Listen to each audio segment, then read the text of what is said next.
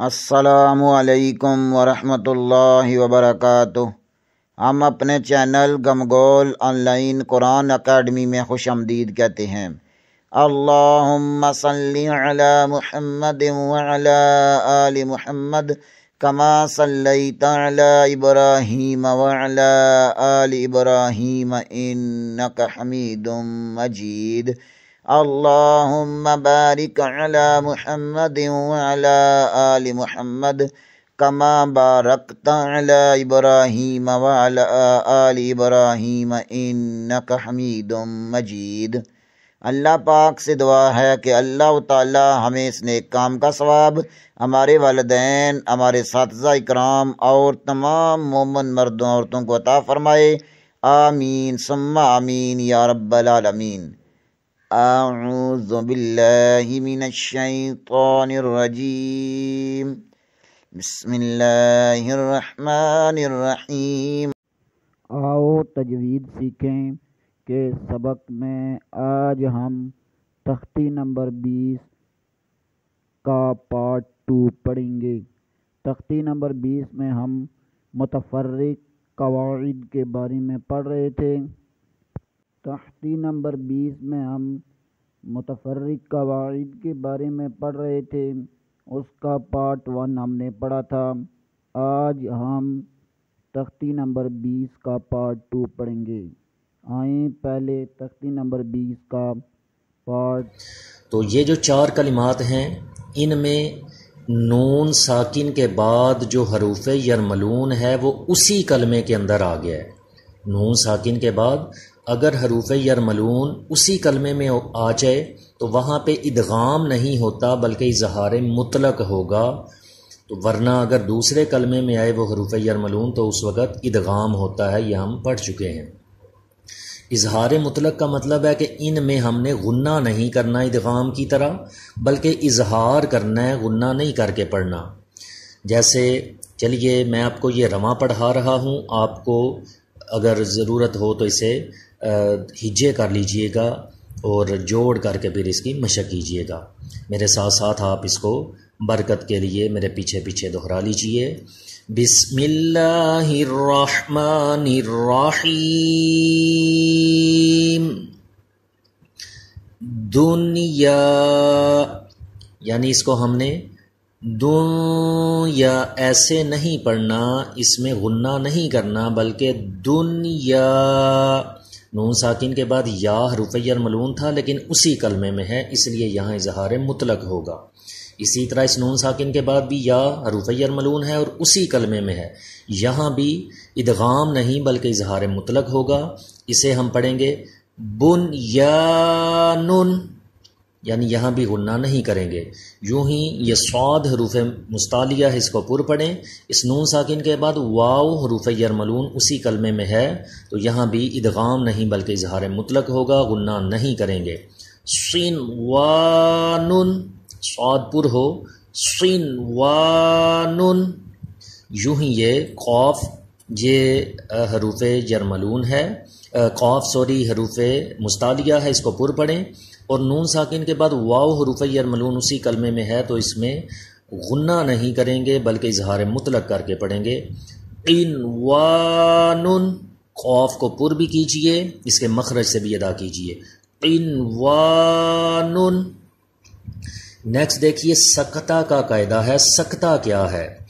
تو سکتہ کا مطلب ہوتا ہے کہ آواز رک جائے، آواز روک کر سانس لیے بغیر آگے پڑھنے کو سکتہ کہتے ہیں، یعنی آواز رک جائے اور سانس جاری رہے، سانس نہ ٹوٹے، اسے سکتہ کہتے ہیں۔ تو یہ جو 4 الفاظ ہیں قرآن مجید فرقان حمید میں، ان میں سکتہ کرنا واجب ہے، لازمی یہاں پہ سکتہ کرنا چاہیے۔ جہاں سکتہ لکھا ہوا ہے یہاں تھوڑی دیر رکیں گے، وقف کریں گے، اور وقف کرنے میں سانس جو ہے وہ چلتا رہے گا، آواز تھوڑی دیر بند کر دی جائے گی، آواز تھوڑی دیر روکی جائے گی، اس کو سکتہ کہتے ہیں۔ تو کیسے پڑھیں گے؟ چلیے میرے پیچھے اس کو بھی پڑھ لیجئے۔ وَقِيلَ مَنْ راقٍ، من اتنا کہہ کے پھر میں تھوڑی دیر رکا ہوں، آواز بند کی تھی لیکن سانس جاری رہا تھا، اس کو سکتہ کہتے ہیں۔ پھر پڑھیے وَقِيلَ مَنْ رَاقٍ، جی قاف کو پر بھی کرنا ہے، یہ حروف مستعلیہ ہے۔ اسی طرح اس میں بل یہاں پہ سکتہ کرنا ہے، یعنی ہم نے یہاں پہ آواز کو روکنا ہے سانس توڑے بغیر۔ کَلَّا بَلْ رَانَ، کَلَّا بَلْ رَانَ، یوں ہی یہ سورہ یاسین شریف میں آتا ہے، اکثر لوگ اس کی تلاوت کرتے ہیں، اچھی بات ہے۔ یہاں پہ دیکھیے نون ساکن کے بعد یہ میم حروف یرملون ہے اور میم مشدد بھی ہے، یہاں پہ ادغام ہوگا اور میم مشدد میں غنہ کر کے پڑھیں گے۔ اسی طرح قاف حروف مستعلیہ کو پر کریں گے، یہاں پہ مرقدینا کے بعد سکتہ کرنا ہے۔ چلیے پڑھیے میم مرقدینا ہذا، یعنی تھوڑی دیر رکے ہیں لیکن سانس نہیں توڑا۔ قاف کو پر بھی کیجئے اور را میں کلکلہ نہیں کرنا، یہ را حروف کلکلہ نہیں ہوتا، یعنی اس کو مار قادی، مار ایسے نہیں پڑھنا بلکہ مار، را کی آواز وہیں پہ رک جائے۔ پھر پڑھیے میم مرقدینا ہذا، یہاں پہ سکتہ کر کے پڑھ رہے ہیں اور میم میں غنہ بھی کیا ہے۔ اسی طرح یہ سورہ کہف میں آتا ہے، یہاں پہ دیکھیے کہ یہ جیم کے اوپر 2 زبر کی تنوین ہے، لیکن جب سکتہ کریں گے تو اس وقت یہ 2 زبر کی تنوین 1 زبر اور 1 الف پڑھا جائے گا، یہ 2 زبر نہیں پڑھے جائیں گے جیسے وقف کی حالت میں کرتے ہیں، اسی طرح اس کو پڑھیں گے۔ لیکن وقف میں ہم سانس بھی توڑ دیتے ہیں، سکتہ میں سانس نہیں توڑا جائے گا، تو اس سے پڑھیں گے۔ پڑھیے میرے ساتھ عوجا قیما، اگر قیما پہ وقف کریں تو قیما پڑھیں گے، ورنہ قیمن۔ پھر پڑھیے عوجا قیمن، جا، یہ پڑھ کے تھوڑا رکیں گے، سانس نہیں توڑیں گے، یعنی یہ سکتہ کریں گے۔ نیکسٹ دیکھیے، یہ ایک قاعدہ دیا گیا ہے کہ قرآن مجید فرقان حمید میں یہ 4 مخصوص الفاظ ہیں، یہاں پہ آپ کو صاد کے اوپر چھوٹا سا سین لکھا ہوا ملے گا ان 4 الفاظ میں۔ تو یہ جو 4 الفاظ ہیں ان میں اب کنفیوژن پیدا ہوتی ہے کہ یہ سین پڑھیں گے یا صاد پڑھیں گے۔ تو دراصل یہ جو پہلا اور دوسرا کلمہ ہے، ان دونوں لفظوں کے اندر جو صاد کے اوپر سین لکھی ہوئی ہے تو یہ سین پڑھا جائے گا، یعنی صاد کو نہیں پڑھیں گے بلکہ سین باریک پڑھیں گے۔ اسی طرح جو تیسرا کلمہ ہے اس میں صاد پڑھ لیں پھر بھی ٹھیک ہے، سین پڑھ لیں پھر بھی ٹھیک ہے، لیکن چوتھا کلمہ اس کے اندر صاد پڑھا جائے گا، سین نہیں پڑھا جائے گا، تو یہ ہمیں یاد رکھنے ہوں گے۔ اتنی باتیں یاد رکھتے ہیں تو قرآن اللہ کی پاک کلام میں یہ باتیں بھی یاد رکھ لیں، جہاں پہ دنیا کی اتنی باتیں میموری میں فیڈ ہیں، ان کو بھی فیڈ کر لیجئے۔ تو چلیے برکت کے لیے میرے ساتھ مشق کیجئے اس کی۔ اس پہلے کلمے کے اندر ہم سین کی آواز پڑھیں گے، یبسطو، با میں کلکلہ ہوگا، سین باریک پڑھیں گے اور طا حروف مستعلیہ ہے، اس کو پر کریں گے، یبسطو۔ اسی طرح اس کلمے میں بھی صاد کی بجائے سین پڑھیں گے، جب ہجے کریں گے اس وقت بھی سین کا نام لیں گے، با سین زبر بس، بس طوطن، یہ طا حروف مستعلیہ پر، اگلا تا باریک، بس طوطن، سین بھی باریک۔ اس میں آپ کی مرضی ہے سین پڑھ لیں یا صاد پڑھ لیں۔ اگر سین پڑھیں تو اس کو پڑھیں گے ام ہم المسیطرون، سین باریک پڑھا گیا، لیکن جب صاد پڑھیں گے تو ام ہم المسیطرون، اب صاد کو صائی پر پڑھا گیا ہے۔ یہاں پہ دیکھیے اس میم ساکن پہ کون سا غننے کا قاعدہ لگے گا، چلیے آپ کا ٹیسٹ ہے، آپ بتائیے، پڑھ چکے ہیں ہم پیچھے، جی ذرا ذہن پہ زور دیجئے۔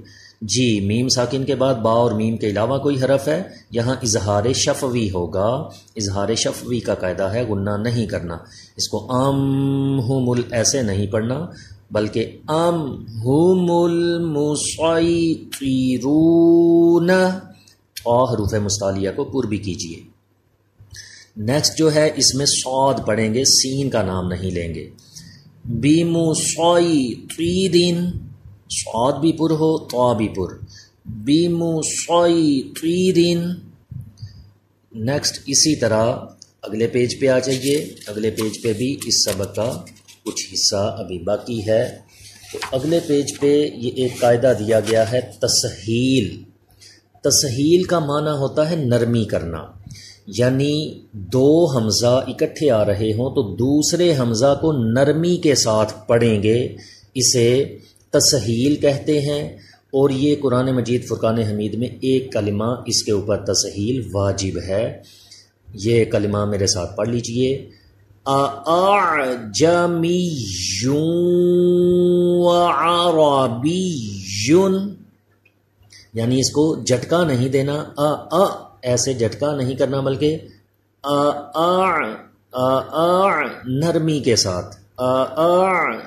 اور عین کی آواز بھی یہ اس کے مخرج سے ادا ہو، پہلے دونوں حمزہ کی آواز اور پھر عین کی آواز حلق کے درمیان سے آئے. یوں ہی غننے کا قاعدہ یہاں دیکھیے، یہ دو پیش کی تنوین تھی، تنوین کے بعد واو حروف یرملون آ گیا. یہاں پہ کون سا قاعدہ ہوگا؟ جی ادغام ہوگا. یہاں غنہ بھی کرنا ہے. یوں اعجمی یوں، یہ ایک الف کے برابر غنہ بھی کرنا ہے. تو عین کا بھی خیال رکھیں اور حمزہ کو نرمی سے پڑھیں، غنہ بھی کریں. پھر پڑھیے اعجمی وعربی. جی نیکسٹ امالہ کا قاعدہ کیا ہے؟ زبر کو زیر کی طرف مائل کر کے پڑھنا یا الف کو یا کی طرف مائل کر کے پڑھنا امالہ کہتے ہیں. تو یہ قرآن مجید فرقان حمید میں ایک ہی لفظ ہے جس میں یہ را جو ہے یہ امالہ کی را کہلاتی ہے اور اس کو رے پڑھا جاتا ہے. ری نہیں پڑھیں گے، را کھڑا زیر ری نہیں، بلکہ جب اس کے ہجے کریں گے تو میم جیم زبر مج، را امالہ والی رے اس کو کہیں گے. را امالہ والی رے، اس کو رے پڑھا جاتا ہے. جیسے کت رے لفظ ہے، اس میں رے پڑھتے ہیں، اسی طرح یہ رے. تو اس کو پڑھیں گے مج رے ہا. 12ویں پارے میں یہ سورہ ہود میں یہ لفظ آتا ہے، تو وہاں پہ بھی اس کو اسی طرح آپ نے پڑھنا ہے. مج رے ہا. جیم جو ہے اس میں کلکلا بھی ہو، ہجے کریں گے تو میم جیم زبر مج، را امالہ والی رے، ہا الف زبر ہا. مج رے ہا، یہ اکیلا ہی لفظ ہے قرآن پاک میں. نیکسٹ یہ جو ایک لفظ دیا گیا ہے اس میں یہ سین کے بعد جو الف ہے یہ بھی نہیں پڑھا جائے گا، لام کے بعد کا جو الف ہے یہ بھی نہیں پڑھا جائے گا. جب ہجے کریں گے تو با حمزہ زیر بی جھٹکا لگائیں گے، سین زبر سا، پھر لام کو سین سے ملا دیں گے، لام سین زیر لس. تو جب رما پڑھیں گے تو آئیے پڑھیے میرے ساتھ. بئس الاسم الفسوق. پھر پڑھیے بئس الاسم الفسوق، قاف پر بھی کیا جائے. پھر پڑھیے بئس الاسم الفسوق. آج کے لیے اتنا ہی، انشاءاللہ اگلے پروگرام میں دوبارہ حاضر ہوں گے بشرط زندگی. تب تک کے لیے اجازت. دعاؤں میں یاد رکھیں. آپ حضرات سے اپیل کرتے ہیں کہ چینل کو لائک کریں، سبسکرائب کریں اور زیادہ سے زیادہ شیئر کریں تاکہ باقی لوگ بھی اس سے فائدہ اٹھا سکیں. السلام علیکم ورحمۃ اللہ وبرکاتہ.